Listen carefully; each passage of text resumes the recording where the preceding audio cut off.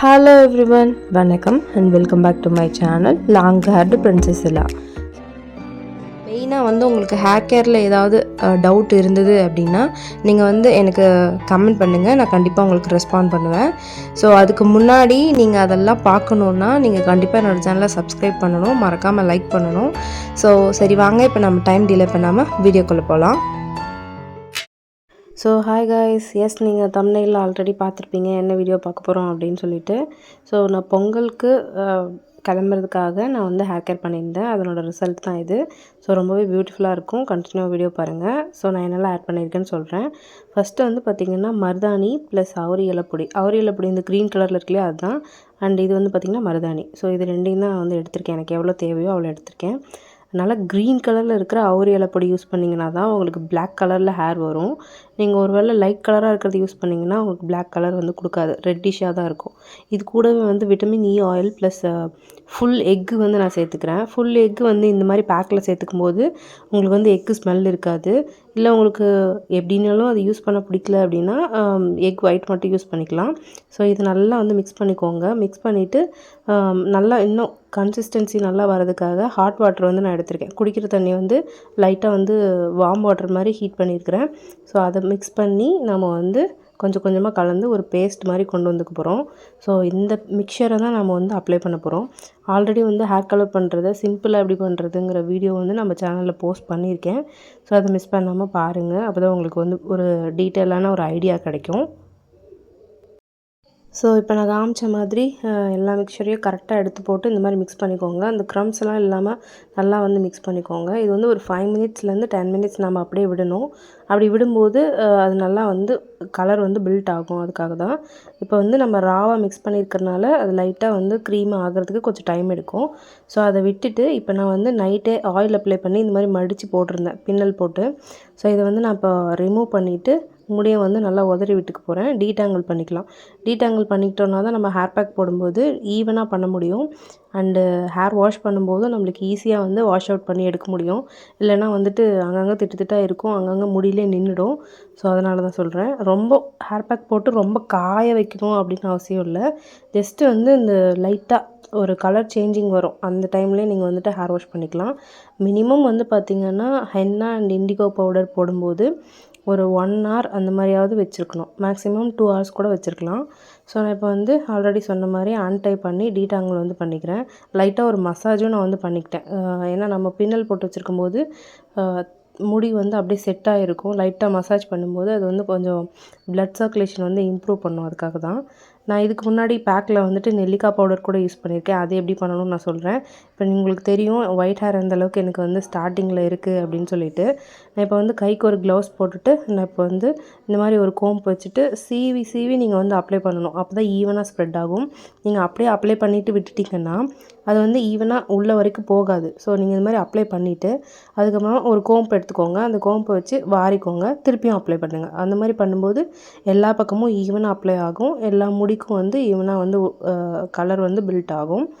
So இது பார்த்திங்கன்னா hair colour பண்ணுறது, டை அடிக்கிறது அந்த மாதிரிலாம் பண்ணாமல் நேச்சுரல் மெத்தடில் நாம் நம்ம ஹேரை அழகாக பியூட்டிஃபுல்லாக கொண்டு வர போகிறோம். அதுதான் இந்த மெத்தடு.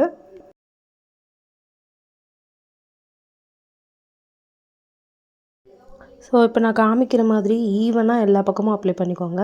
ஃபஸ்ட்டு நீங்கள் அப்ளை பண்ணுற ப்ளேஸ் பார்த்திங்கன்னா எங்கே ஒயிட் ஹேர் அதிகமாக இருக்குதுன்னு உங்களுக்கு தோணுதோ அங்கே அப்ளை பண்ணுங்கள். ஸோ இப்போ நான் பார்த்திங்கன்னா ஈவனாக நான் அப்ளை பண்ணிட்டேன். ஃபுல்லாக மேலே அப்ளை பண்ணியாச்சு. இப்போ நெக்ஸ்ட்டு என்ன கான்சன்ட்ரேட் பண்ணணும், லென்த் ஆஃப் ஹேருக்கும் அப்ளை பண்ணணும். ஸோ லென்த் ஆஃப் ஹேருக்கும் இந்த மாதிரி முடியை கொஞ்சம் கொஞ்சமாக பிரித்து எடுத்து உங்கள் கையில் அந்த க்ரீமை எடுத்துக்கோங்க. எடுத்துகிட்டு இந்த மாதிரி ஈவனாக படுற மாதிரி நல்லா அழுத்தி நீவி விட்டு அப்ளை பண்ணுங்கள். அந்த மாதிரி அப்ளை பண்ணிவிட்டு அப்படியே ஒரு ட்விஸ்ட் பண்ணுங்கள். திரும்பவும் கொஞ்சம் க்ரீம் எடுத்து மறுபடியும் அப்ளை பண்ணுங்கள். திருப்பியும் ஒரு ட்விஸ்ட் பண்ணுங்கள். இந்த மாதிரி பண்ணிவிட்டு அதுக்கப்புறமா ஃபைனலாக முடியை ஃபுல்லாக பிரித்து பிரித்து எடுத்து ஓவரால் அப்ளை பண்ணி பன் போட்டுக்கலாம். ஸோ இந்த மாதிரி தான் ஹேர் பேக் அப்ளை பண்ணணும். அப்போ தான் ஈவனாக ஸ்ப்ரெட் ஆகும். அதுக்காக தான் கலரும் ஈவனாக ஸ்ப்ரெட் ஆகும்.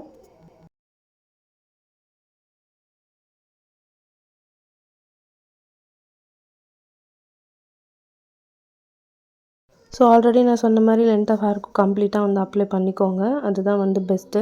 ஸோ அப்ளை பண்ணிட்டேன். இப்போ வந்து பார்த்திங்கன்னா நான் ஃபுல்லாக அப்ளை பண்ணியாச்சு. கம்ப்ளீட்டாக அப்ளை பண்ணிட்டேன். கொஞ்சம் மீதி இருக்குது. அது எதுக்காக அப்படின்னு பார்த்திங்கன்னா, இந்த முன்னாடி திருப்பியும் நம்ம வந்து கொஞ்சம் அப்ளை பண்ணிக்கணும். எதுக்காகனா அது ஆல்ரெடி நம்ம போட்டது வந்து கொஞ்சம் ட்ரை ஆகிருக்கும். இப்போ நம்ம வந்து எக்ஸ்ட்ரா ஒரு கோட்டிங் போடும்போது இன்னும் கொஞ்சம் நேரம் அது வந்து நல்லா ஸ்டே ஆகும். அதுக்காக தான். ஸோ இந்த மாதிரி எங்கே ஒயிட் ஹேர் அதிகமாக இருக்குன்னு நீங்கள் ஃபீல் பண்ணுறீங்களோ அங்கே வந்து நல்லா கான்சன்ட்ரேட்டடாக நீங்கள் வந்துட்டு அப்ளை பண்ணிக்கோங்க. ஸோ நான் அப்ளை பண்ணி அப்படியே விட்டுட்டு ஒரு 1.5 ஹவர்ஸ் இருக்கும். அதுக்கப்புறம் நான் வந்து ஹேர் வாஷ் பண்ணிட்டேன். ஸோ எப்பவும் போல் நான் வந்து டவல் ட்ரையிங் தான் வந்து பண்ணிகிட்ருக்கேன். டவல் ட்ரையிங்க்கு தனியாக வீடியோ போஸ்ட் பண்ணியிருக்கேன். உங்களுக்கு இன்ட்ரெஸ்ட் இருந்துச்சுன்னா அதையும் போய் பாருங்கள். சப்போர்ட் பண்ணுங்கள். அப்புறம் உங்களுக்கு ஏதாவது டவுட்ஸ் இருந்ததுனாலும் சொல்லுங்கள், நான் வந்து எக்ஸ்பிளைன் பண்ணுறேன். ஸோ நான் ஏன் முடி இப்படி உதறி விட்றேன்னா, அந்த என்னவே நம்ம வந்து பவுடர் ஃபார்மில் வந்துட்டு ஹேர் பேக் போட்டிருந்தாலும் லைட்டாக அந்த துகள்கள் மாதிரி முடியில் இருக்கும். ஸோ அது இந்த மாதிரி உதறி விட்டால் மட்டும்தான் முடியிலேருந்து போகும். காஞ்சதுன்னா ஒரு மாதிரி மெஸ்ஸியாக இருக்கும். அதுக்காக தான் மோஸ்ட்டாக வந்து முடியில் இருக்காது, வாஷ் அவுட் ஆகிடும். சம்டைம்ஸ் வந்து இந்த குளிர் காலத்தில் முடி வந்து சீக்கிரம் ஈரமாகவே இருக்கும், காயாது இல்லையா? அதனால் வந்துட்டு இந்த மாதிரி உதறி விடும்போது அது கொஞ்சம் முடியிலேருந்து சீக்கிரமாக கொட்டிடும். அதுக்காக தான்.